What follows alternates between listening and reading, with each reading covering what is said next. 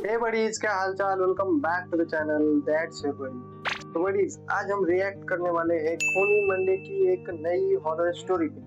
और अगर तुम्हें भी ऐसी हॉरर स्टोरी रिएक्शन पसंद है तो यार जल्दी जल्दी वीडियो को लाइक कर दो, तो चैनल को भी सब्सक्राइब कर देना, क्योंकि यार ऐसे और हॉरर रिएक्शन अपने चैनल पे आने वाले हैं।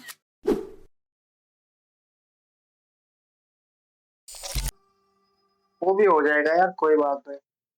Haunted girls college Mumbai. Mumbai के जुहू में बहुत ही पॉपुलर गर्ल्स कॉलेज है, SNDT कॉलेज, जिसमें दो बिल्डिंग्स हैं।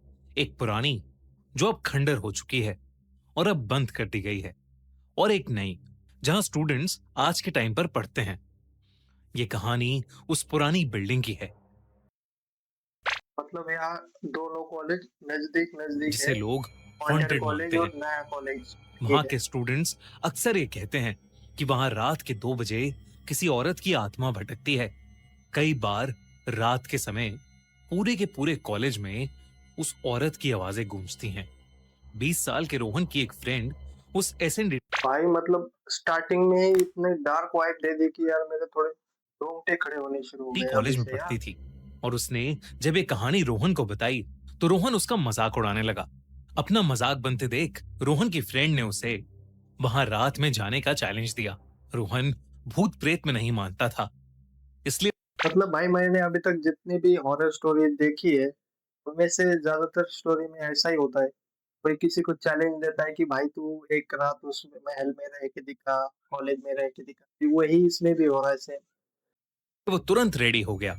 उसने अपने बहुत अच्छे दोस्त विशाल के साथ मिलकर उस कॉलेज की पुरानी बिल्डिंग में जाने का प्लान बनाया। रात के 1:30 बजे वो लड़के अपने हाथों में फ्लैशलाइट लेकर कॉलेज की बैक एंट्रेंस से अंदर घुसे और धीरे धीरे उस पुरानी बिल्डिंग की तरफ बढ़ने लगे। बिल्डिंग की हालत इतनी बंदों के इतने गट्स होते ही है कि भाई वो चैलेंज एक्सेप्ट भी कर लेते हैं ऐसा, खराब थी कि क्योंकि विशाल उनको को नहीं तो करना चाहिए उसे यार। देखकर ही डर लग रहा था। उस बिल्डिंग की सब दीवारों पर झाड़ियां उगाई थीं। हर जगह मकड़ी के जाले थे, और जंग लगे दरवाजों को खोलते ही उसकी आवाज से ही उनकी हालत खराब हो गई। पेड़ों बड़ी यार मुझे कुछ तो स्ट्रांग फीलिंग आ रही है कि भाई अभी यहाँ पे कुछ तो बड़ा ट्विस्ट आने वाला है यार। से घिरी उस बिल्डिंग में एक अजीब सी शांति थी। हर कदम पर वो लड़के अपनी दिल की धड़कनों को सुन सकते थे। ऑफ कोर्स यार इतनी शांति शांति। तो होगी, वो उस कोई नहीं है बिल्डिंग के मतलब अंदर क्या है घुसे यार। और अलग अलग कॉरिडोर से गुजरने लगे। वो पुराने लेक्चर हॉल्स, पुराने क्लासरूम्स देख रहे थे कि अचानक एक क्लासरूम से उन्हें एक औरत की आवाज आई। ऐसा लग रहा था जैसे वो कोई टीचर है और मल्टीप्लिकेशन की टेबल बोल रही है। दो एकम दो, दो दूनी चार, दो तिया छः। वेट, ये साउंड सुना तुमने? ये नॉर्मल नहीं है यार, बिल्कुल नॉर्मल नहीं है। दो चौके आठ। विशाल उस आवाज को सुनकर बेहद घबरा गया, लेकिन रोहन को लगा कि शायद उनके साथ कोई मजाक कर रहा है। रोहन विशाल को लेकर उस क्लासरूम के पास गया तो वो आवाजें बंद हो गईं। लेकिन उस क्लासरूम के पास पहुंचते ही उन्हें एक अजीब सी ठंडक महसूस हो रही थी, जैसे वो किसी फ्रीजर के बाहर खड़े हैं। रोहन ने हिम्मत की और क्लासरूम के अंदर गया। विशाल भी घबराते हुए उसके साथ गया। वो पूरा क्लासरूम खाली था, बस बट इस मतलब यार ऐसी स्टोरी में किसी को ना किसी को क्यूरियोसिटी होती है कि अंदर क्या है, अंदर क्या है। वहां टूटी फूटी देखने जा, ये चेयर्स करने और जा भाई। टेबल्स पड़ी थीं, ये और ठीक एक नहीं है पुराना सा क्यूरियोसिटी इस बारे ब्लैक में। बोर्ड दीवार पर लगा था। रोहन ने विशाल को कहा कि उस कॉलेज में कुछ नहीं है और यह आत्मा होने की कहानी सिर्फ एक अफवाह है। लेकिन तभी उस औरत की आवाज फिर से उस कमरे में गूंजने लगी, इस बार जोर जोर से, जैसे वो औरत गुस्से में हो।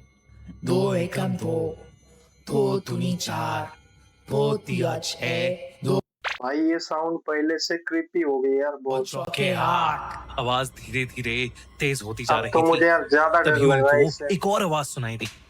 ये आवाज एक थप्पड़ की थी, जो अचानक ही बहुत से बच्चों के जोर जोर से रोने की आवाजों में बदल गई।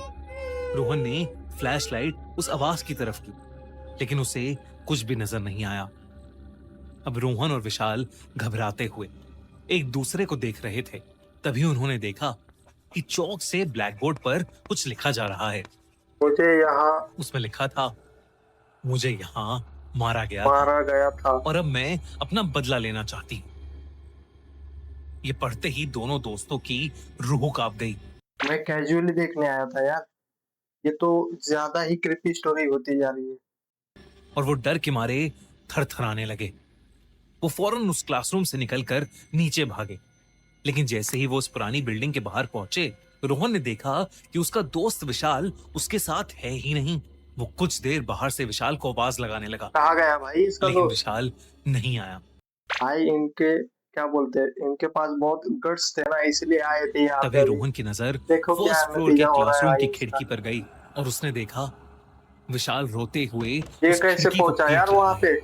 लेकिन वो खिड़की नहीं खुल रही। रोहन अपने दोस्त को ऐसे छोड़कर नहीं जा सकता था। वो विशाल को ढूंढने के लिए हिम्मत करते हुए फिर से उस पुरानी बिल्डिंग के अंदर चला गया। रोहन फर्स्ट फ्लोर के सारे क्लासरूम्स को देखने लगा, लेकिन विशाल कहीं नहीं था।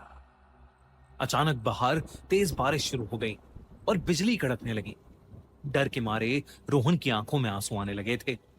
तभी उसे उस इसकी जगह अगर मैं होता ना बड़ी, तो मैं यहाँ से पहले ही भाग जाता यार, रुकता ही नहीं यहाँ पे मैं यार। लेकिन मुझे एक बात समझ नहीं आती इस स्टोरी में कि भाई उस बंदे को मारा किसी ने होता है, ये बदला किसी और से लेता है, ये कुछ मैच नहीं होता है यार सिस्टम।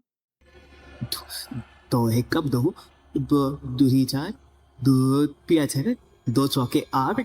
उस औरत ने एक काली साड़ी पहनी थी। वो धूल मिट्टी में लिपटी हुई थी। उसके बाल बिखरे हुए थे और उसके हाथ में एक स्टिक थी और वो उस स्टिक से विशाल को डरा रही थी। पर जब रोहन ने ध्यान से उस औरत का चेहरा देखा तो उसके रोंगटे खड़े हो गए। ऐसा लग ऐसा रहा क्या देख था लिया जैसे भाई? उसकी खाल सड़ चुकी है। पूरा चेहरा फूला पड़ा था ऑब्वियसली। और उसकी आंखें एकदम सफेद थीं। रोहन ने डरते हुए विशाल का नाम पुकारा, लेकिन यहाँ पे तो ऐसा कुछ भी नहीं दिख रहा है यार, स्किन सड़ी लेकिन हुई है, विशाल नॉर्मल दिख रिएक्ट ही रहा है, नहीं कर रहा था। खून भी नहीं है तभी ऐसा। उस औरत का ध्यान रोहन पर गया। उसने अपनी गर्दन रोहन की तरफ घुमाई और अपने खौफनाक चेहरे से रोहन को देखकर पागलों की तरह मुस्कुराने लगी। वो अपनी चेयर से उठी और आधे खून धीरे दिख रहा है धीरे बड़ी। रोहन की तरफ आने लगी। एक मिनट भाई, उसने वो पहले बंदे को मार तो नहीं डाला ना यार? रोहन घबराकर नीचे भागा, लेकिन सीढ़ियों पर उसका पैर फिसल गया और वो सीढ़ियों से नीचे गिरकर बेहोश हो गया। अति घाई संकटात नहीं। कुछ देर बाद वो अभी सच हो रोहन रही की है आंख यहाँ पे। खुली तो वो विशाल के फ्लैट पर था। विशाल ने कहा कि जब वो उस पुरानी बिल्डिंग से बाहर निकला तो मतलब रोहन जिंदा है उसके भाई, साथ जिंदा नहीं है। था।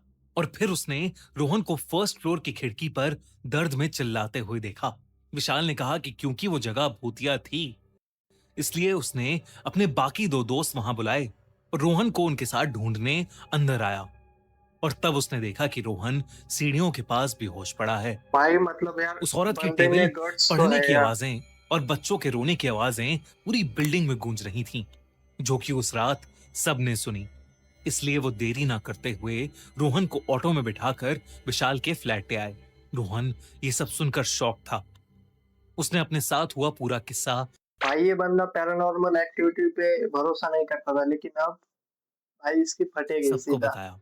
ऐसा कुछ इस करने से घटना पहले के यार। बाद उन सबको यकीन हो गया था एसएनडीटी का गर्ल्स कॉलेज हॉन्टेड है और वो दोबारा कभी उस पुरानी बिल्डिंग के आसपास भी नहीं भटकेंगे। एसएनडीटी गर्ल्स कॉलेज अब भी फंक्शनल है और वहां के स्टूडेंट्स आज भी इस कहानी से डरते हैं।